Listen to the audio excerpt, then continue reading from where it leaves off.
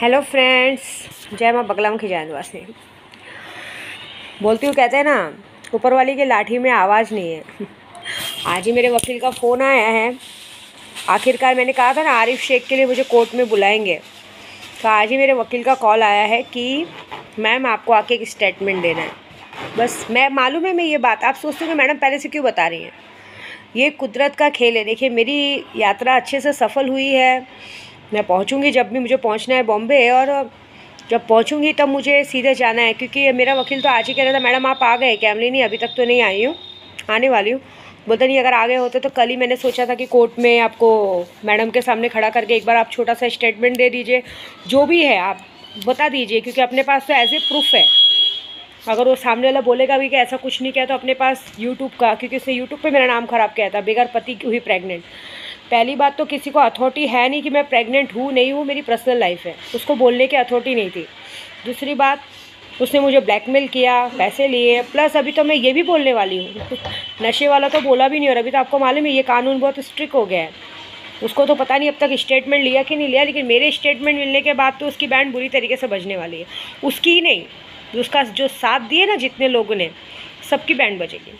क्योंकि मैं तो वहाँ यही बोलने वाली हूँ कि मैम अगर आप थोड़ा भी इंसाफ करेंगे तो इसको, मतलब मेरी बातें सुनी जाएगी, क्योंकि वहाँ की जज एक लेडीज़ है। तो मैं वहाँ पे ये ज़रूर बोलने वाली हूँ कि इसके साथ में जो लोग मिले हैं उनको भी घसीटिए, क्योंकि मैं जब भी पुलिस स्टेशन में कंप्लेंट करने गई तो पुलिस स्टेशन के बाहर गुंडागर्दी करने के लिए इनके दोस्त लोग खड़े थे, समीर, नितिन और भी एनीथिंग एल्स, और एक तो लेडीज़ मिली हुई हैं। उस वक्त एक कोई लेडीज़ भी आई थी। बहुत सारे जनों की फटने वाली है। मैं तो वहाँ पर सीधा सीधा बोलने वाली हूँ, और मैं डरा नहीं रही हूँ सीरियसली, क्योंकि कहते हैं ना ऊपर वाले, मैंने क्या कहा था, मैं जब तक बॉम्बे आऊँगी कुछ ना कुछ तो बड़ा होगा और ये होगा। और मैं अपने हाथ का ये सब दिखाऊंगी, निशान ये दिख रहे हैं ना, निशान ये दिखाऊंगी, देखूंगी मैम ये देखिए मुझे दिया गया है। अभी मैं प्रेग्नेंट हुई हूँ, तो अभी समझ लीजिए कि शायद मैं प्रेग्नेंट भी नहीं होती अगर ये सब फालतू चीज़ें मेरे साथ नहीं हुई रहती। तो एक तरह से तो क्राइम ही है, इस आदमी को तो छोड़ना नहीं। उसके बाद इसने मेरे जिससे मेरा अटैचमेंट था, मेरे मिस्टर, मतलब जो भी है, मेरे प्रदू, केशव का पापा, मेरे पास जब हम दोनों मिलने लगे तो इसने उसको भी ब्लैकमेल किया। उसको जब देखो बीवी का नाम लेकर डराता था कि तेरी बीवी को बता दूंगी, हालांकि उसकी बीवी को सब पता था। वो तो कहते ना जो 100 चूहे खा के बिल्ली हज को चली, जैसे रंडी वाला हाल है उसका, मादर चौथ का। उसको तो बराबर पता चलेगा, लेकिन उसको भी घसीटेंगे। देखो क्या होता है, गेहूँ के साथ घुन पीसेगा। गाली मैं इसलिए नहीं दे रही हूँ, सॉरी, मैंने एक बार कसम खाई थी, लेकिन गाली मैं इसलिए दे रही हूँ कि अगर आपको आपके पति के बारे में सब कुछ पता था, फिर भी आपने ये कांड छुपाया और बार बार एक ही बात कहते कि मुझे नहीं पता था, तो देखिए मैं और आप मेरे सामने बोलेंगे, परिवार के सामने बोलेंगे, कोई फ़र्क नहीं पड़ता, लेकिन जब पुलिस के डंडे पड़ेंगे ना, पुलिस के सामने अच्छों का मुँह खुलता है। तो ये बात का भी देखो, मुझे उससे कोई लेना देना है नहीं। मुझे लेना देना सिर्फ आरिफ शेख से है, क्योंकि मुझे ये बात का गुस्सा है कि उसने, मुझे बाकी लोगों से कोई लेना देना नहीं है, मुझे सिर्फ आरिफ शेख से गुस्सा है कि उसने मुझे इतना दिन वो किया, ब्लैकमेल किया। उसके बाद मेरे केशव के पापा को मारने की कोशिश की। उसको मेरे घर तक आने नहीं दिया जाता था, उसके आदमी छोड़ के रखता था, उसको ब्लैकमेल करता था। ब्लैकमेल कर करके उसने उसको आधा पागल कर दिया था। वो मरने से बचा है, आत्महत्या करने वाला था। ये सारा बात मैं उधर बोलने वाली हूँ। और जब मैंने बोली कि जब मुझे ये सब पता चला, और जब मैं गाँव गई थी पिछली बार और उसने केशव के पापा पे हाथ उठाया था बीच रोड पे, हालांकि एक आदमी के वो आदमी का भी नाम लूँगी जिसने उसको बर्थडे में लेके गया था, वो बचेगा नहीं, भले मैं कुछ भी हो, वो भी बचने वाला नहीं है, क्योंकि वो लेके गया था। ये भी प्रूफ निकलेगा कि वो ही, उसने पूरी सेटिंग की थी बुलवाने के लिए, दोनों भाइयों को मारा था। और वहाँ पे उस मारने के बाद जब मैं पुलिस स्टेशन में कंप्लेंट करने गई, मेरी एफआईआर कॉपी को दबा दिया गया है। जब एफआईआर कॉपी को दबा दिया गया तब मैंने मजबूरन कोर्ट में केस किया है, जो कि उधर बोलना है कि अभी तक इस बात की कोई कार्रवाई नहीं हुई है, क्योंकि बोरीवली पुलिस स्टेशन वाले कोई भी एक्शन नहीं ले रहे। ये लोग दूसरे के बोलने में दूसरों के घर में घुसते हैं। मैं वहाँ पे ये भी बोलने वाली हूँ कि मेरे घर में घुस गए थे केशव के पापा को ढूंढने के लिए, जो कि अगर वो मेरे घर में मिलते भी तो भी कोई अथॉरिटी नहीं थी उनको पकड़ने की, क्योंकि पहला केस मैंने किया था कि मैं प्रेग्नेंट हूँ और केशव के पापा मुझे देखने नहीं आ रहे। आज मेरा ये हाल है कि मैं 15 महीना प्रेग्नेंट पूरा हो चुका है, बच्चा हो चुका है, लेकिन मैं सिर्फ एक डर से नहीं जाती हूँ दवा खाने, क्योंकि मुझे भी नहीं पता, हो सकता है मेरे पेट में बच्चा है, लेकिन हो सकता है मेरे पेट में ट्यूमर हो। 15 महीना हो गया, नहीं हुआ है। ट्यूमर किस वजह से हो? क्योंकि इन लोगों ने इतना मुझे नशा दिया है, कुछ भी हो सकता है। अगर वो हो गया तो बैंड बच जाएगी इन लोग की सबकी, बरोबर मतलब कहते हैं ना बेमौत मरेंगे सबके सब। और जिसने केशव के पापा को बर्थडे में लेके गया था दोस्त यार बन के, उसकी तो ऐसी मारने वाली हूँ ना मैं, जो पुलिस का टीपर वीपर बनने की कोशिश किया है ना, सबका नाम लेने वाली हूँ, A to Z सबका नाम लेने वाली हूँ मैं। ये बात है। बस मेरा बॉम्बे पहुँचने का वेट है। अब मैं जब भी पहुँचूँगी बॉम्बे। लेकिन एक और बात, जो मुझसे शक्तियों का काम लेते हैं और शक्तियों का काम करा के मुझसे नानाकानी करते हैं, मेरी बातों को इग्नोर करते हैं और मेरी बिल्ली मुझसे ही म्याऊं करते हैं, उनको एक बात बता दूँ, ना बाप बाप ही होता है, बेटा बाप में से ही निकलता है।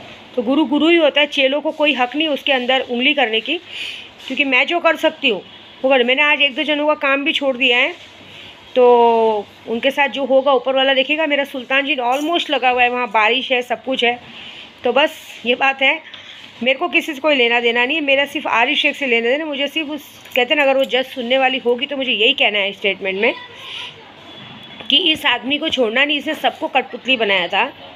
इसने मुझे तो कठपुतली बनाया, मेरे बच्चों को तक मेरे बारे में भड़काया कि मम्मी ऐसी है वैसी है। और उसके बाद मेरे पति को, मेरे केशव के पापा को, उनके घर वालों को भी भड़काया और उनको मुझसे दूर रखा था, उनको मारने की कोशिश की। मेरे पास ऑलमोस्ट स्टेटमेंट है जिसमें रिकॉर्डिंग में बोला है उसने कि लॉकडाउन ख़त्म होने तो सबसे पहले इसकी गेम बजाऊंगा।